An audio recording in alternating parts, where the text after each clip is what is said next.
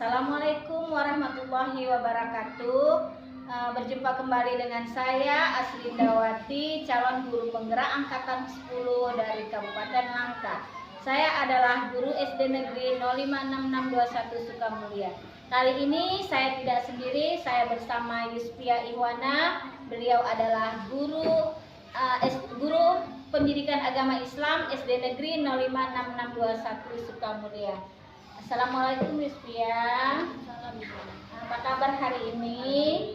Ya, hari ini kita akan melaksanakan percakapan praobservasi ya. Sebelum nanti kita melaksanakan melaksanakan supervisi di mana Ibu mengamati Ananda Pia dalam melaksanakan pembelajaran ya. Adapun tujuan kita melakukan percakapan praobservasi ini adalah untuk mengetahui ataupun mengevaluasi jalannya proses pembelajaran yang nanti Ananda Yuspia lakukan. Dan kenapa kita hari ini melakukan percakapan praobservasi? Itu adalah sebagai persiapan awal pembelajaran agar nanti Yuspia ketika melaksanakan pembelajaran lebih siap dan lebih percaya diri ya dalam melakukan pembelajaran di kelas. Oke. Sebelum kita melaksanakan observasi itu, Ibu ini mau tanya-tanya nih dulu, bisa kan? Oke. Apa tujuan pembelajaran yang akan Yuspia lakukan nanti di kelas? Banyak. Nanti tujuan pembelajaran di sini saya ada 3, Ibu. Ya, di situ ada tentang teladan dan bimbingan dari guru pada siswa untuk meyakini bahwa pelajaran kitab suci umat Islam ya dapat meningkatkan ketakwaan pada Tuhan Yang Maha Esa. Yang kedua, pembelajaran yang aktif dan menyenangkan tentang surah Al-Maun. Yang ketiga, tentang ayat ini bisa menjadi inspirasi bagi siswa ya untuk dilafalkan ya di rumah ini dengan baik. Berarti ada 3 nih ya, ada 3 tujuan pembelajaran yang nanti akan Ananda lakukan ya. Bagaimana area pengembangan yang akan Ananda Yuspia capai atau inginkan nanti di pembelajaran? Ya, di sini untuk pengembangannya saya akan memajukannya dalam bidang pengetahuan dan keterampilan ya Bu. Ya, di situ apakah dia bisa surah Al-Maun, apakah dia hafal dalam pengetahuannya, keterampilannya, apakah dia bisa menerapkan di teman-temannya, di rumah, di lingkungan dimanapun ya. Oke, jadi area pengembangan yang nanti akan kita terapkan yaitu dalam pengetahuan dan keterampilan ya, begitu ya. Oke, saya ingin mendengarkan nih bagaimana rancangan pembelajaran yang ingin diterapkan di kelas nanti, mungkin terkait strategi pembelajaran, model pembelajaran ataupun metode pembelajarannya. Di sini saya akan membuat strategi yaitu berupa pengelompokan siswa, kemudian memberikan kesempatan pada mereka untuk menyampaikan apa opininya ya kan Bu. Kemudian memberikan umpan balik, tanya jawab. Dan kemudian memberikan fasilitas yang mereka butuhkan. Jadi nanti ya dalam strateginya akan melalui belajar kelompok nih ya, untuk kelompok, kemudian ada tanya jawab juga, dan sebagai umpan balik nanti ada apa tadi? Memberikan fasilitas. Oke ya, baiklah. Bagaimana dengan media pembelajarannya? Media pembelajaran di sini saya akan membuat lembar kerja peserta didik atau LKPD. Kemudian ada membuat PowerPoint, kemudian ada Infokus ya, sampaikan dengan Infokus. Ada buku panduan dari guru, buku teks. Itu aja. Iya baiklah. Kapan nih mau dilaksanakan pembelajaran itu? Kemungkinan kami akan mengadakan materi ini Bu di hari Selasa di jam ke 2 dan 3 kelas 5 pelajaran agama. Oke, jadi itulah ya. Baik, nanti Ibu akan mengamati Ananda Yuspia dalam proses pembelajarannya gitu besok ya, siap untuk diobservasi.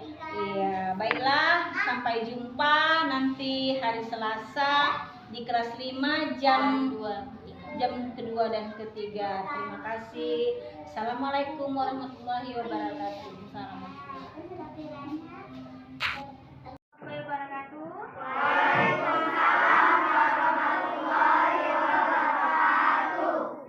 Apa kabarnya anak-anak? Baik. Sudah sarapan? Sudah. Sudah. Sudah mandi? Sudah. Kenapa Umi tanya? Ya, kita masih mau mulai belajar. Ya. Umi mau tahu bagaimana keadaan kalian hari ini. Apakah sehat? Sudah sarapan atau belum? Ya. Sarapan. Sudah sarapan. Oke, bagus. Sebaiknya kita memang harus sarapan. Oke. Hari ini kita belajar agama Islam. Kebetulan ini materi kita yang pertama. Setelah beberapa hari kita baru masuk sekolah ya. Ini baru pertemuan kita yang pertama. Ya. Oke, silakan buka bukunya. Yang pertama itu kita belajar tentang surat Al-Kafirun. Aku yakin kalian sudah pernah dengar apa itu surah Al-Kafirun ya? Sudah? Di kelas sebelumnya pasti sudah pernah dengar, ya kan? Oke. Surah Al-Kafirun itu terdiri berapa ayat? Ayo siapa yang tahu berapa ayat? Oke, ada 6. Pasti kalian sudah pernah mendengar, ya? Apa tujuan kita di sini? Pembelajaran kita, ya? Supaya kalian, ya, bisa membiasakan diri membaca surat apa? Nama surah apa? Al-Kafirun. Surah Al-Kafirun dibaca dengan tartil. Kemudian apa lagi? Supaya kalian tahu, ya, apa itu arti dari surah Al-Kafirun, ya. Apalagi di sini tujuan pembelajaran kita. Kita membaca, menulis, menyebutkan artinya. Kemudian apa lagi? Mencontohkan perilaku toleransi, ya, kepada orang lain, terutama yang pada berbeda agama. Ya. Cobalah kita baca dulu sama-sama surah Al-Kafirunnya. Bisa? Bisa? Bisa. Ayo. Kita mulai dengan ta'awudz dulu. Yuk, mulai.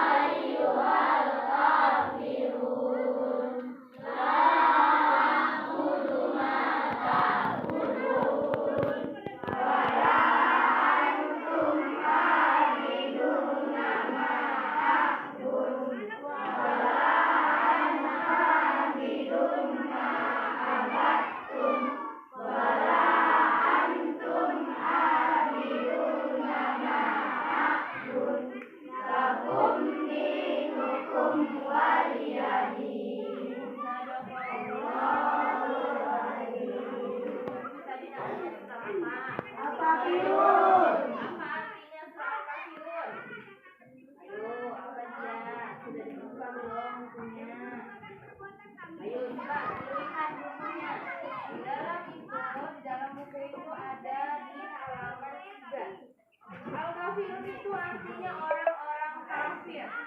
Ya. Orang-orang apa? Orang kafir. Ya.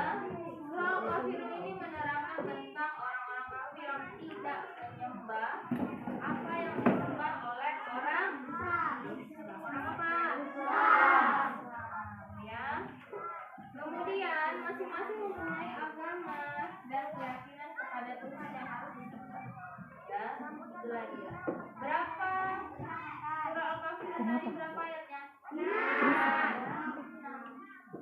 Dia surat keberapa di dalam Al-Quran? 109. Dia turun di mana?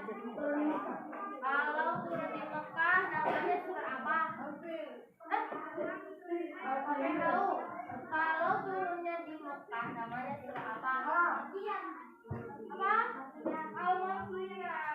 Namanya surah Al-Maqiyah, ya. Dan di sini ada penjelasannya. Surah Al-Kafirun terdiri dari 6 ayat. Ayo tengok halaman 3. Yang bukunya berbeda tidak apa-apa. Di situ juga ada. Ya, surah Al-Kafirun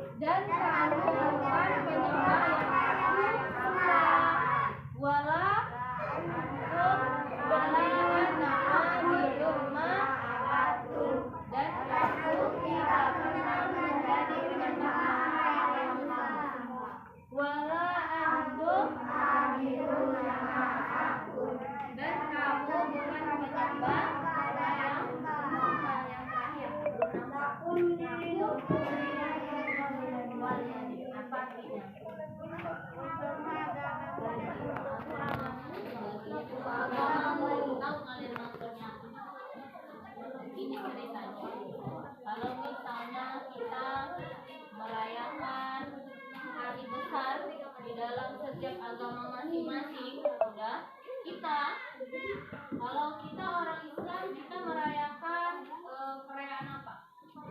Hari besarnya apa? Idul Fitri, Idul Adha, ada Muharram, ada Maulid, ya, ada Islam, ya. Itu perayaan umat apa? Islam. Kalau misalnya agama yang lain, agama Kristen,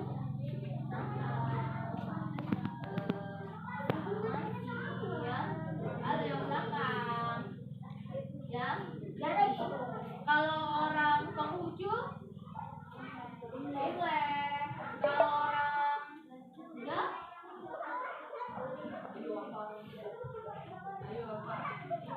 kalau orang Hindu,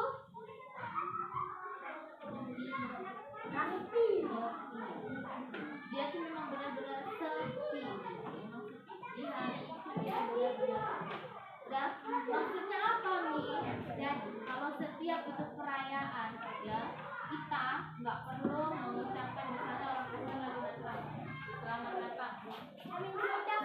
Ya nggak perlu. Orang yang non Islam juga tidak perlu mengucapkan kepada kita selamat hari raya Idul Fitri misalnya. Juga, ya kalau dalam urusan agama tidak perlu. Ya kenapa? Lakum dinukum waliyadin. Agamamu agamaku, agamamu agamaku. Jadi dalam urusan agama tidak ada toleransi. Maksudnya kita menjalankan semua ibadah kita masing-masing. Tapi kalau menolak, ya, tapi kalau dalam urusan kemanusiaan, kalau menolak apapun agamanya, ya harus kita bantu. Misalnya kita punya kawan agamanya Hindu, misalnya kita aja lah, dan kita nih nanti udah SMP, kalau udah SMP, ya kalian punya kawan agamanya orang Cina itu, misalnya kalau di kalangan orang itu kan beda agamanya kan, soalnya dia jatuh ada kereta, ya jatuh. Jadi janganlah. Jadi kan karena dia beda agamanya, aku gak mau lah. Beda agama gak boleh. Ya. Dalam setiap agama kita diajarkan untuk saling tolong menolong. Walaupun beda agama, ya walaupun beda agama kita harus saling tolong menolong. Ya. Tapi kalau dalam urusan agama tidak ada toleransi seperti itu. Ya. Dalam urusan kemanusiaan, mau kawannya sakit, ya mau dia memang lagi kesusahan, kita harus saling menolong, saling bantu, saling sayang.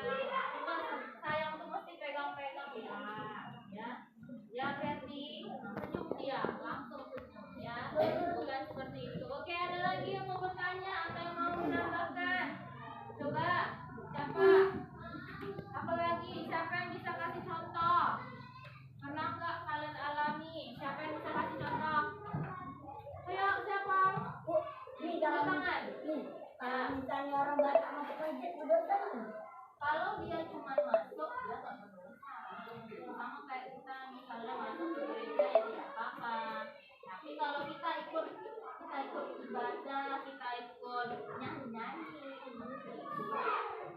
itu dia jawabannya. Ada lagi yang mau bertanya siapa? Ayo, ya. Ada tuh kita lihat di TV ya.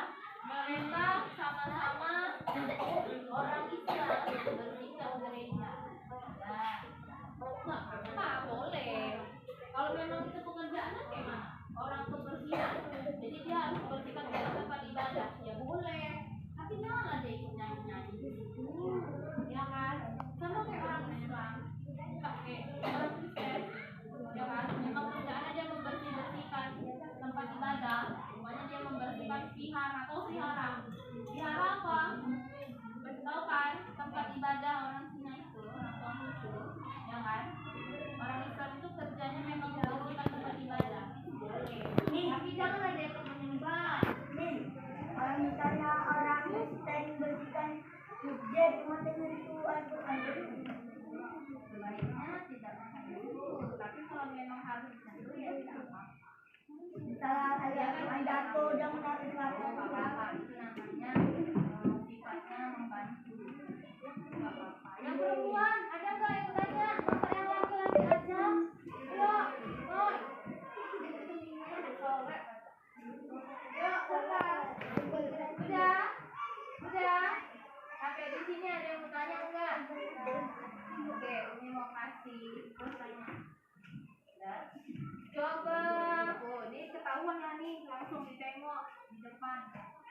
Yaudah, sebutkan ayat yang kedua.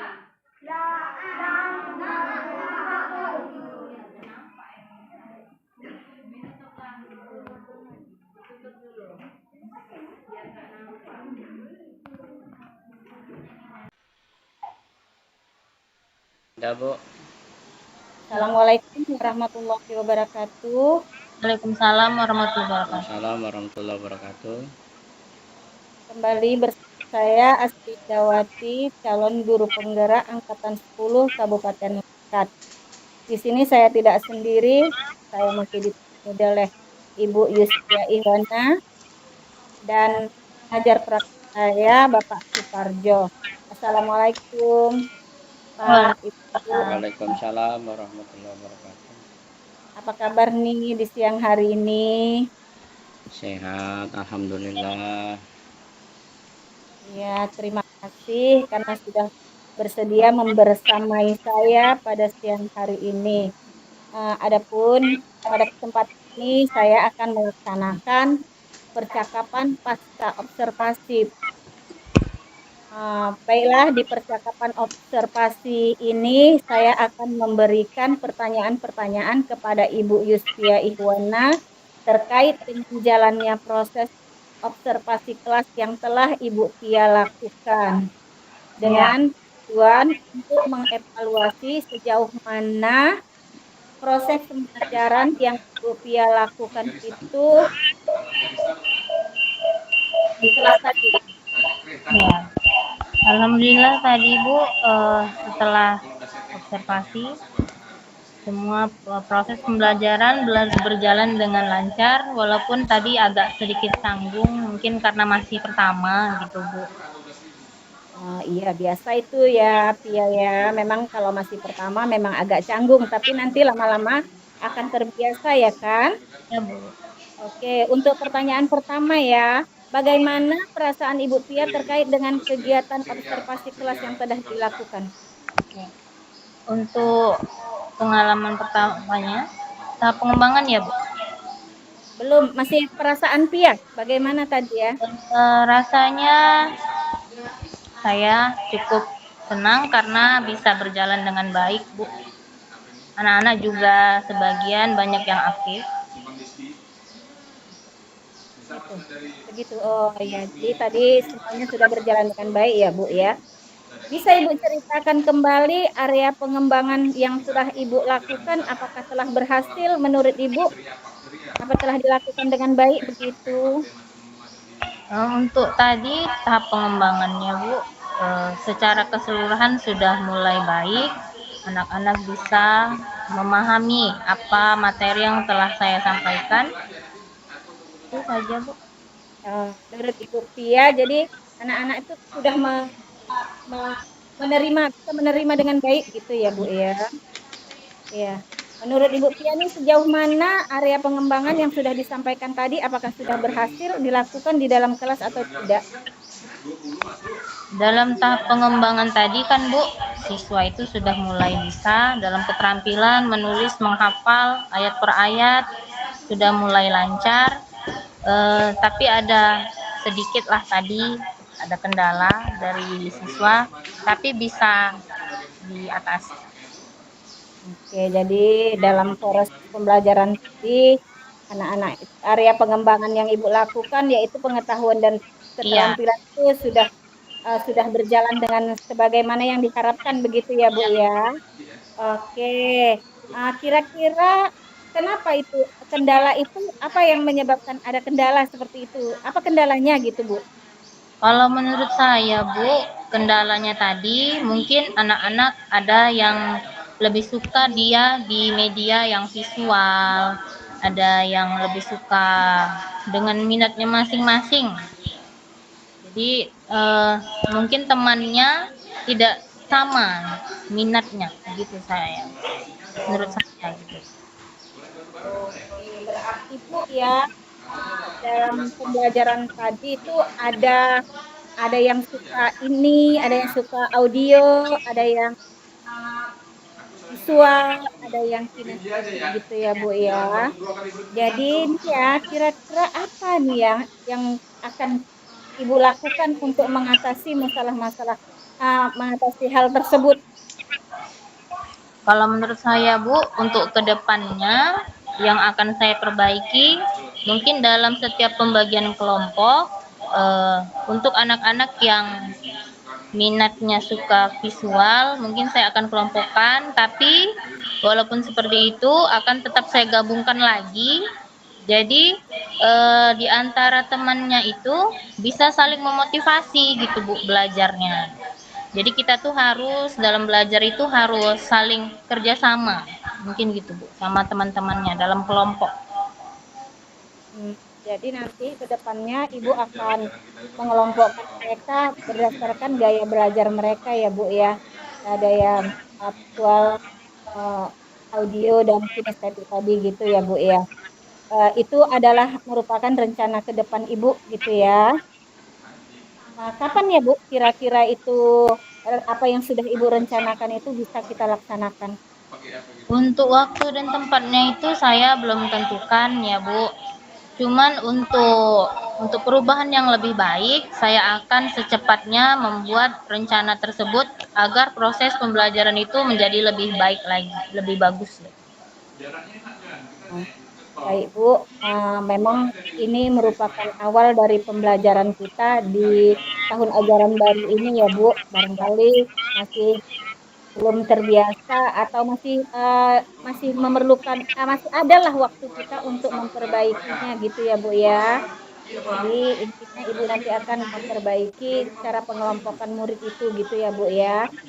Oke Bu, Eh, terima kasih banyak atas jawaban-jawaban yang telah Ibu berikan terkait dengan observasi kita pada tadi yang sudah kita lakukan ya Bu. Eh, Oke, saya meminta kepada Bapak pengajar praktik saya yaitu Bapak Suparjo untuk memberikan umpan balik terkait pembelajaran ataupun percakapan yang sudah saya lakukan. Terima kasih Bu Wati, Bu Yusfia ya yang telah hadir pada kesempatan kali ini. Baik, menurut saya secara umum apa yang dibicarakan proses coaching pasca observasi akademik ya itu sudah sesuai dengan alurnya ya, alur Tirta. Jadi hanya saja ada beberapa yang menurut saya perlu digali kembali, seperti tadi disampaikan bahwa Ibu Yusfia tadi ya kan menyatakan bahwa beliau sudah menemukan itu jawaban-jawaban dari solusi-solusinya yang akan dilakukan di masa yang akan datang atau rencana ya kan atau RTL-nya. Nah, kita sebenarnya tinggal memvalidasi kapan waktunya gitu ya. Bagaimana caranya Ibu? Dan yang terakhir, apakah Ibu yakin dengan cara itu bisa teratasi solusinya? Nah gitu dia. Jadi proses coachingnya itu nanti akan selesai dia nggak ngambang lagi. Jadi kalau umpamanya ditanyanya bagaimana caranya, Ibu Yusfia tadi akan menjabarkan caranya A, B, C, D kan. Apakah Ibu yakin dengan cara yang Ibu ini lakukan? Saya yakin gitu. Kira-kira kapan akan dilaksanakan? Minggu depan, tanggal sekian, hari sekian gitu. Itulah agar proses coaching pasca observasi ini jelas dan disebut dengan rencana tindak lanjut ya, rencana tindak lanjut kita. Nah memang seharusnya kita seperti itu memang, karena memang tak adalah manusia yang sempurna kan gitu, pasti ada kesalahan. Begitu juga Bu Yusfia sampaikan ya, namanya coaching ini dari hati ke hati dia berjalan, sampaikan bagaimana ya Bu, bagaimana, nggak apa-apa karena kita menggali potensi yang ada daripada Bu Yusfia. Intinya secara umum Tirta sudah berjalan sesuai dengan alurnya. Percakapan pasca observasi ini hanya lebih, kalau bisa lebih diperdalam sehingga semuanya jadi konkret. Terima kasih, saya kembalikan kepada Bu Aslindawati dan kepada Bu Yusbia. Terima kasih ya sudah terbuka, dan ini memang bagus Bu untuk ke masa depannya. Assalamualaikum warahmatullahi wabarakatuh. Waalaikumsalam warahmatullahi wabarakatuh. Terima kasih ya Pak atas masukan yang telah Bapak berikan kepada saya. Untuk kedepannya saya mungkin dengan banyak berlatih ya Pak ya, saya lebih melakukan coaching ini dengan baik gitu ya Pak. Saya Iya. mau dukungan Bapak dan bimbingan dari Bapak sebagai pengajar praktik saya. Iya, karena tugas kita cuma menggali ya kan Bu, menggali itu ada. Oke. Boleh Bu? Akhirnya selesai sudah kegiatan kita. Kegiatan saya yaitu dimulai dari pra-observasi, kemudian observasi, dan percakapan pasca observasi. Saya ucapkan terima kasih kepada Bapak dan juga Ibu Yustia atas waktu yang diberikan. Saya sudahi. Assalamualaikum warahmatullahi wabarakatuh. Waalaikumsalam warahmatullahi wabarakatuh.